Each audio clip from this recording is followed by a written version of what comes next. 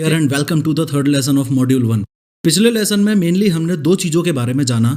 एक तो ये कि master 3D with professor course आपके लिए कैसे हेल्पफुल रहेगा और दूसरा ये कि इस कोर्स में हम कौन सा 3D सॉफ्टवेयर यूज़ करेंगे। इस लेसन में मेनली हम 3D एनिमेशन पाइपलाइन के बारे में बात करेंगे। पाइपलाइन क्या है और उसको यूज़ करना इतना ज़रूरी क्यों है ये भी डिस्कस करेंगे। With the help of an example ये समझेंगे कि ये मोटू पतलू जैसे 3D शोज या professor of how YouTube channel जैसी वीडियोज़ या कोई भी और 3D वीडियो एग्जैक्टली बनती कैसे है। इसके अलावा मैं आपको इस कोर्स का ओवरव्यू दूंगा। अगर स्पेसिफिकली बात करूं तो हम कोर्स के करिकुलम को या यूं कह लो कि कोर्स के स्ट्रक्चर को समझ के 3D सीखने का सही तरीका क्या है इस बारे में भी बात करेंगे। सबसे पहले यह समझो कि पाइपलाइन क्या होती है। ये जो पाइप्स की लाइन है इसका मेन काम होता है एक मेन पाइप में से बाकी छोटे छोटे पाइप्स में पानी भेजना, या फिर रिवर्स कर दो तो इन छोटे छोटे पाइप्स में से इस मेन पाइप में कोई भी लिक्विड भेजना। सिमिलरली एक 3D पाइपलाइन का सिंपल मतलब है काफी सारी छोटी छोटी स्टेजेस मिलके एक फाइनल आउटपुट निकालती हैं जो कि है एक फुल 3D एनिमेटेड वीडियो। अगर आपने मेरी फर्स्ट 3D एनिमेटेड वीडियो यानी कि professor of how YouTube channel पर राम मंदिर वाली वीडियो देखी होगी तो ग्राफिक्स को देखते ही आपको पता चल जाएगा कि ये वीडियो 3D एनिमेशन पाइपलाइन को ध्यान में रखते हुए या फिर एक प्रोफेशनल अप्रोच को ध्यान में रखते हुए नहीं बनाई गई। ऐसा इसलिए क्योंकि उस टाइम मेरी सोच ही ऐसी थी कि 3D एनिमेशन पाइपलाइन बड़े बड़े स्टूडियोज के लिए होती है।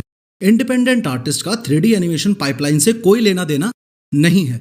लेकिन समय के साथ साथ जैसे जैसे मैंने क्लाइंट्स और चैनल के लिए ज्यादा से ज्यादा 3D वीडियोस बनाई वैसे वैसे मैं और ज्यादा फंसता गया। 3D वीडियोस बनाना मेरे लिए टफ होता गया, जो कि एकदम अपोजिट है क्योंकि टाइम और प्रैक्टिस के साथ मेरी स्किल्स शार्प हो जानी चाहिए थी, लेकिन मेरी स्किल्स और ज्यादा ब्लर होती गई यानी कि खराब होती गई। बाद में रिसर्च करने पे मुझे पता चला कि 3D एनिमेशन पाइपलाइन को फॉलो करना एक इंडिपेंडेंट आर्टिस्ट के लिए उतना ही इंपॉर्टेंट है जितना एक बड़े स्टूडियो के लिए। और आपके लिए मेरे पास गिफ्ट ये है कि ये master 3D with professor course आपकी 3D स्किल्स को तो बूस्ट करेगा ही, लेकिन एक प्रोफेशनल 3D पाइपलाइन को ध्यान में रखते हुए। तो एक प्रोफेशनल 3D पाइपलाइन के तहत आपको 3D वीडियो बनाने के लिए चाहिए idea, script, story board, concept designing, modelling, surfacing, rigging, rough layout, voicing, final layout, animation, crowds animation, character effects, matte painting, lighting, cleanup, rendering और compositing. To be honest, world के largest 3D studios जैसे कि Pixar, Warner Bros, DreamWorks, Sony Pictures animation, Paramount animation, Disney etcetera ऊपर बताई गई pipeline की सारी stages को फॉलो करते हैं। लेकिन इतने तामझाम की जरूरत आपको, मेरे को या फिर किसी स्टैंडर्ड साइज 3D स्टूडियो को है ही नहीं। इसलिए आपको इस तामझाम से बचाने के लिए मेरे हंड्रेड्स ऑफ 3D वीडियोस बनाने के बाद और हंड्रेड्स ऑफ 3D क्लाइंट्स के साथ काम करने के बाद मैं खुद के लिए जो 3D पाइपलाइन यूज करता हूं वो आज आप लोगों के साथ शेयर करूंगा। और अगर इस पाइपलाइन को आपने स्टेप बाय स्टेप फॉलो कर लिया तो आई प्रॉमिस 3D इंडस्ट्री का ये फेमस मीम गलत साबित हो जाएगा। एनीवेज, पाइपलाइन की टोटल 8 स्टेजेस हैं। Idea, script, story boarding, 3D modelling, 3D texturing, 3D rigging, 3D animation और लाइटिंग एंड रेंडरिंग। अब चलो इस पाइपलाइन को वन बाय वन डिटेल में समझते हैं। इस पाइपलाइन का सबसे पहला स्टेप है एक आइडिया। आपका आइडिया कुछ भी हो सकता है, जैसे कि आपको एक गन का 3D एनिमेशन करना है, या फिर आपको एक कार का 3D एनिमेशन करना है, या फिर कुछ और। लेकिन अगले 2 मिनट तक इस पाइपलाइन को एक्सप्लेन करने के लिए मेरे दिमाग में जो आइडिया आया वो ये कि मुझे एक कार्टून कैरेक्टर का एनिमेशन करना है। पाइपलाइन का दूसरा स्टेप है स्क्रिप्ट राइटिंग।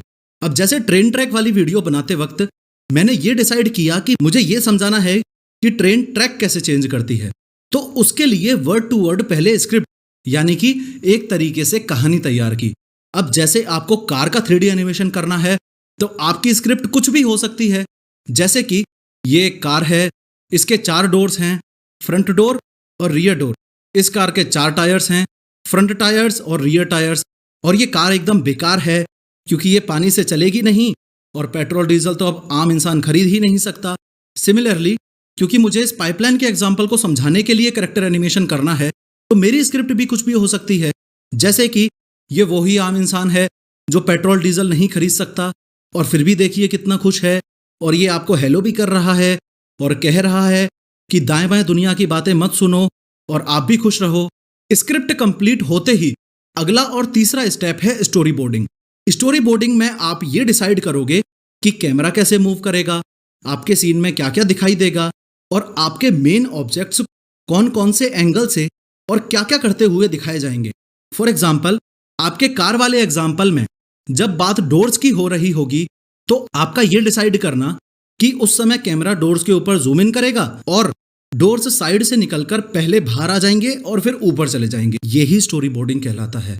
और अगर इस पाइपलाइन के एग्जाम्पल की बात करूं तो ये आम आदमी जब आपको हेलो करेगा तो उस समय कैमरा कैसे मूव करेगा और कैरेक्टर का एग्जैक्टली कौन सा हाथ मूव करेगा और कैसे मूव करेगा, ये डिसाइड करना ही स्टोरी बोर्डिंग कहलाता है।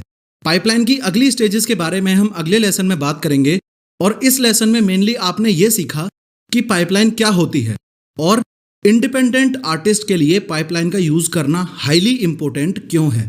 इसके अलावा आपने पाइपलाइन की पहली 3 स्टेजेस के बारे में जाना, जो कि हैं आइडिया, स्क्रिप्ट और स्टोरी बोर्डिंग। नेक्स्ट लेसन में हम पाइपलाइन की बची हुई आगे की स्टेजेस के बारे में बात करेंगे और आगे जितनी भी स्टेजेस हैं असल में